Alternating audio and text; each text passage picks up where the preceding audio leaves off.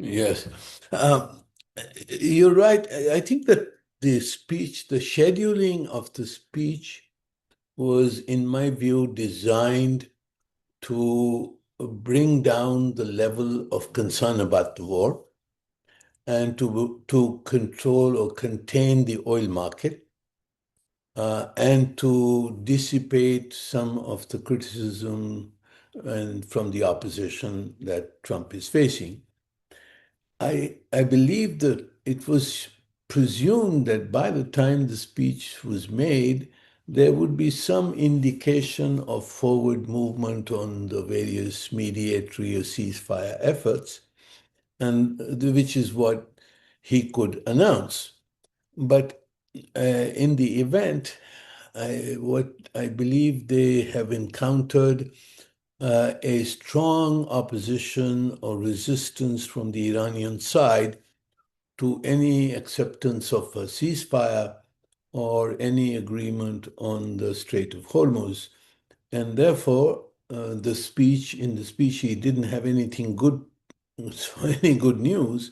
So he reverted to basically restating his position and issuing threats in order to continue to try and coerce the Iranians to accept some form of a ceasefire. I think that's in my view the sort of an psychological analysis, or if you will, of what was the content and intent of the speech. Correct, because he didn't have any good news. He all he could say is we are completing our military objectives, and the war will come to an end. And even there, he couldn't put a short timeline, so he gave a 2 or 3 week timeline, which is a pretty long timeline as far as the markets are concerned. So naturally, with no fixed timeline, and the reissuance of his threats to escalate the war, the markets reacted negatively, and therefore the price fall has gone up. The stock market is in turmoil this morning, when markets opened here in New York. Yes, well, I think these are threats. Um, so they have bombed the military facilities. They have bombed all the missile facilities they could find, um, and they have attacked Iran's nuclear facilities as well. A repeat of what happened last June. And there is a strong military action being taken by Israel against Hezbollah, which is considered the Iranian proxy. But it's quite clear that these bombing campaign has not achieved complete results. Um on the nuclear side, the Iranians still have those 400 grams or kilograms of enriched uranium, which may be buried under the rubble, but still it is in their possession. The missile and drone capabilities have not been totally eliminated because the Iranians still, even if at a lower level, they're continuing to attack Israel and the Gulf and the Gulf states. So that has not happened. And the added issue, which was not there at the beginning of the war, the closure or controlled closure of the Strait of Hormuz. The Iranians are continuing to regulate the Strait of Hormuz under their control. And they are earning money while the rest of the exporters can't earn money. So it's been a reversal for the U.S. and its allies. Uh, so in those circumstances, I think war aims have not been achieved. The U.S. has nothing to really show for this month-long bombing campaign that they've conducted. So now he's threatening an escalation, which will further complicate the situation. In his speech yesterday, he didn't talk about a land incursion. He didn't mention Karg Island or didn't mention capture of the Strait of Hormuz or even the intervention to take over nuclear material. But he mentioned that he would attack the energy facilities of Iran and bomb them back to their Stone Ages. So God knows, what he meant by bombing them to the Stone Ages, but the Iranians obviously will retaliate. And if their energy facilities are attacked, they will attack the energy facilities in the Gulf. And therefore, the oil market could then, whether Hormuz opens or not, the oil market will be in complete collapse because there will be no production. And therefore, the oil could go to $200 and up. Inflation will rise. The whole global economy could go into recession. So the consequences of an escalation of that sort will be huge. So I don't know whether Trump is bluffing or whether the Americans have thought through the consequences of such an escalation. I have a suspicion that this is probably a bluff, but I could be wrong. Look, I think that for them to have said that there is an imminent threat from Iran of either a nuclear breakout or of a hostilities or attacks on the U.S. or its allies, I think that was obviously overstated, if not a complete fabrication. There was I think it can be demonstrated that there was no imminent threat as such, and therefore no justification for going to war. So obviously, the nuclear issue, they have hit all their enrichment facilities. They've hit even the reactor has been hit, which is criminal. Which is prohibited by law, international law. You can't hit a civilian nuclear facility. But but the Iranians still are in possession of those 400 grams of 60% enriched uranium.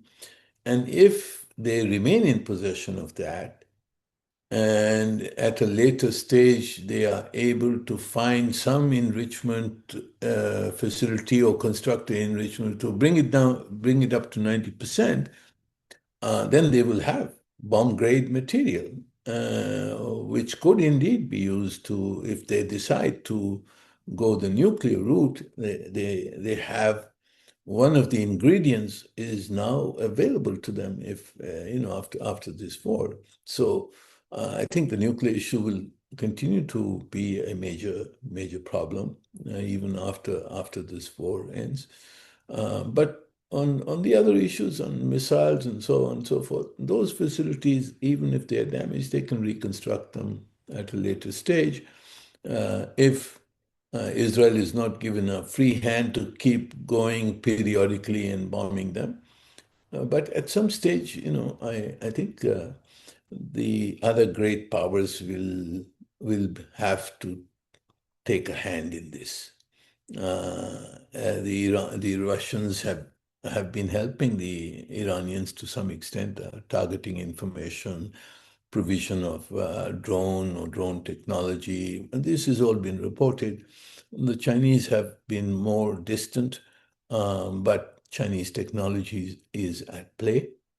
China can provide and the guidance systems which Iran is using now. In the old days, they were American-based GPS. Now it is using Baidu and the Chinese systems. So the role of the US, of Russia and China could intensify if this war does not end and if it is open-ended. So I don't think that they can afford to allow Iran to collapse. And therefore, I think the dynamics of the great power role in this will change.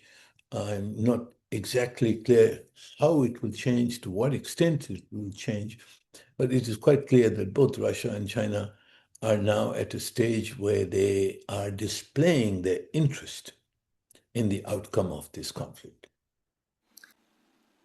Well, I mean, it's difficult to obviously read exactly what is the power structure in Tehran now. Um, the military command has been decentralized, as we've all heard, the so-called mosaic strategy, which the Iranians adopted. So at the military level, it's obvious that authority is disseminated and the sector commanders, if you will, are continuing the war on sort of, self-propelled basis. As far as the decision making on whether there should be an agreement, a ceasefire, an agreement to halt the war, the negotiations on the various issues, there it's not clear exactly who is calling the shots. Um, I think that some of the sort of naive reading by the Americans arose from the fact that they were communicating most probably through Pakistan with President Pezeshkian and maybe the Speaker of the National Assembly, and maybe they got some pragmatic responses about willingness to talk about a ceasefire and so forth. But I soon realized that the actual sort of decision to stop the fighting lay with the Supreme Leader, the new Supreme Leader, and the IRGC, which is close to him, and that the position there is much more harder than the position that they seem to have collected from conversations or indirect communications with the president or the Speaker of the National Assembly and the foreign minister. The real decision on stopping the war, on decisions on military issues, lie with the Supreme Leader and the IRGC, and their position is very close to what they have declared. Is we're not going to stop fighting. Yes, obviously, in the course of a war, each side will keep its military options open, and the U.S. obviously is bringing in additional forces to create the options that it has mentioned, the possibility of a capture of the Kharg Island, the possibility of a land incursion to control the Strait of Hormuz, an incursion to capture the nuclear material. Those are options they laid on the table. Um, so those forces are to give credibility to those threats. Now, whether these forces that have been gathered, whether they will actually be used for these purposes or remain only as a threat, has to be seen, whether they will use it or not.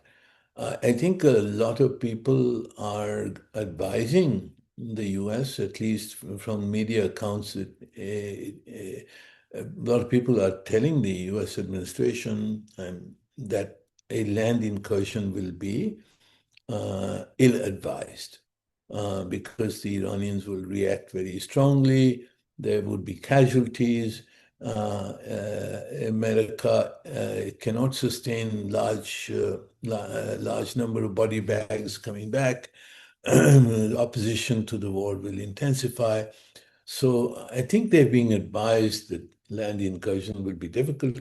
But of course, you don't know. Now, if the US finds itself boxed into a situation where Iran is unwilling to accept any kind of ceasefire, and the Strait of Hormuz remains under its control, they could they could be tempted to escalate. But escalation could be either land incursion or what he is also threatened, which is an intensification of the bombing campaign and hitting their energy and oil infrastructure, which will also be catastrophic because the Iranians will retaliate against the Gulf states and everybody will lose.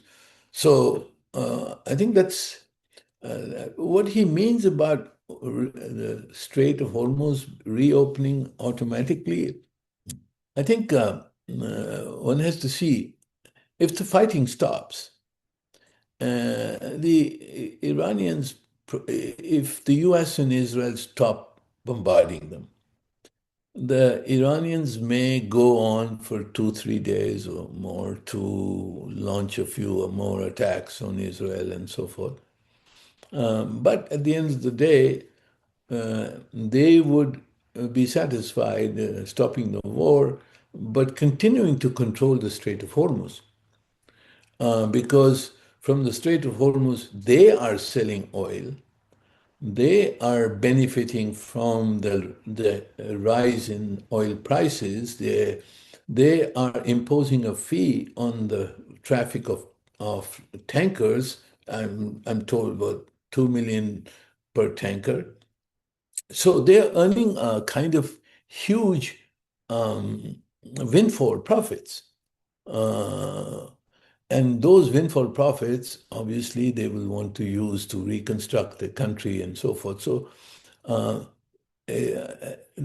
Strait of Hormuz may open with under Iranian control. And to that extent, Mr. Trump may be right. It will automatically open but the Iranians will extract a fee, and that I think the market now is in such a situation that people are paying to get their tankers out. Well, in Stone Age means he will destroy the energy facilities, destroy the oil facilities. Could also mean destroying some of the desalination plants, which will be disastrous. Um, Destroy all the universities and centers of learning, etc. But then, of course, you could expect that the Iranians will retaliate, and they have said they will retaliate, and they will hit the oil facilities, energy facilities, desalination plants of all the Gulf countries. There would be devastation, economic collapse on both sides. Iranian as well as the GCC face complete economic collapse. This is not the agenda of the US. This is the agenda of the Israelis. They want chaos. They want the Muslim countries to destroy each other. And this is what Pakistan has been telling our Iranian friends also uh, about the gratuitous attacks on the Gulf countries. But the Iranians see this as kind of leverage in this war. But this will be the consequence if of a escalation in the bombing, and he's going to throw in the Stone Age. We'll all be in this. The whole of the Gulf will be back in the Stone Age if this happens. So obviously, all of us have to try and convince the Americans it's better to stop this war.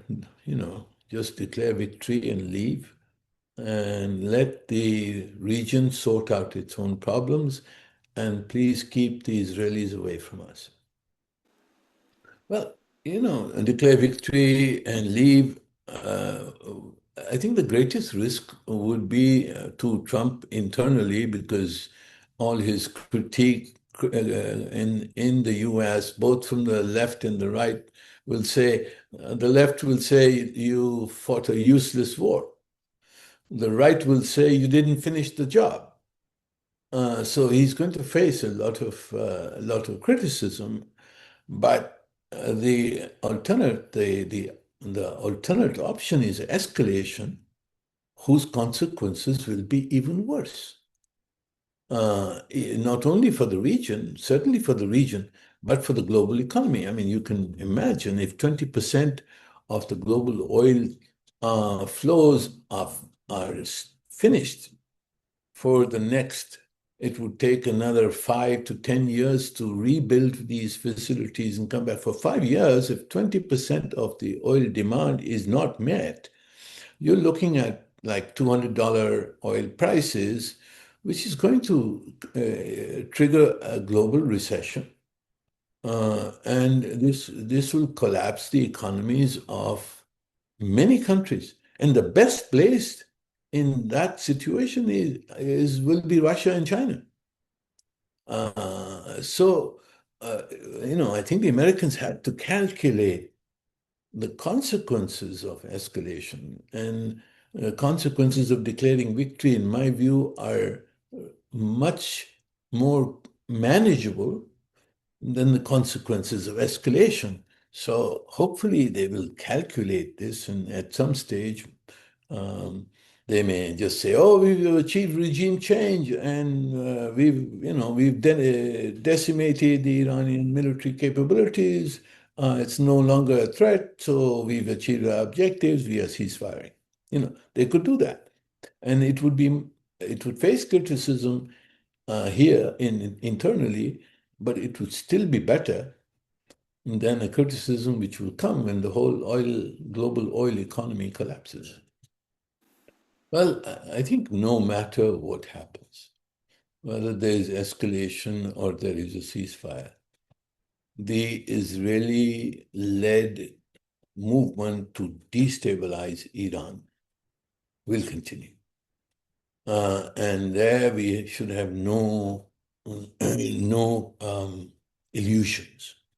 They will instigate the Kurds as if possible. They will instigate the Baluchis in particular. And there will be active collusion of a number of Western intelligence agencies in this destabilization effort against Iran. And there is a danger that Pakistan will get caught up in this destabilization. And this is the biggest threat we face. And therefore, it's important for us that Iran is not destabilized and that we do everything possible to ensure that Iran is able to maintain peace and stability within its borders, because it's important for Pakistan also that there is stability in Iran.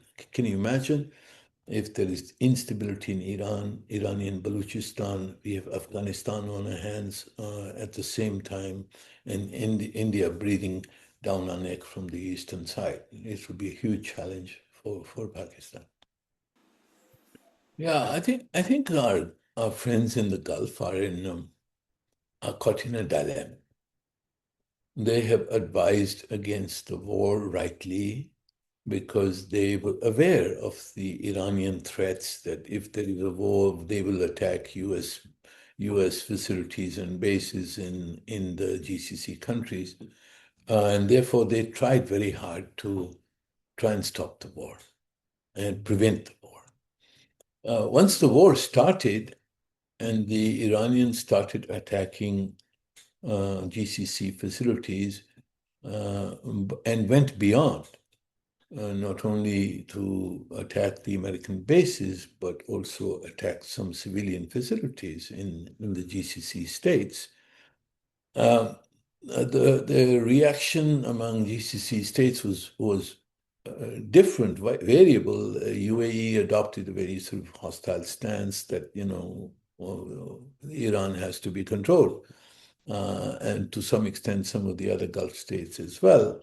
But I think they also realize that the prospects of trying to decimate Iran totally, what the Israelis want, the total chaos which the Israelis want, is not in their interest either. You cannot decimate the Iranians without Iranian response, which will destabilize the entire region, including the GCC countries. So I think there is also a recognition that that is also not a very good option for them. So the best option for everybody except Israel is to find a ceasefire and find a way to open the Strait of Hormuz and prevent the destruction of the oil facilities of all the countries of the Persian Gulf. Look, I think that the NATO country, I mean, NATO also includes the US, but apart from US minus NATO minus US, if we are talking about those, my instinct is that they will not want to get involved militarily. I think the strategy of the European countries and many other countries will be to actually negotiate with the Iranians once it is clear that the Iranian regime has survived and will continue to have a say in the traffic in the Strait of Hormuz. I think there will be some form of negotiations with the Iranians to allow the oil trade to continue without interruption. Now, what will be the basis of such understanding remains to be seen. I suspect the Iranians will charge something for it. They will want to get money in order to reconstruct their country. They are already charging the $2 million fees. Maybe some will pay two, some will pay three, some will pay less.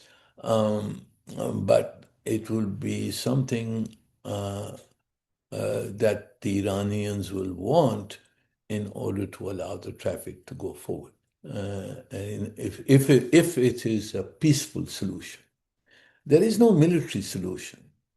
Even if the US and the Europeans and the whole of NATO comes in with the armada to try and have a forcible solution of the Strait of Hormuz, I think it'll be a disaster because there will be fighting. If one or two, three tankers are sunk in the place, mines are laid, nobody's going to be able to get through for months. I don't think that it's in the interest of the Europeans or indeed of the US to have that kind of situation. So there is a kind of Mexican standoff, and I think the Iranians will have to be accommodated if the Hormuz Strait is reopened.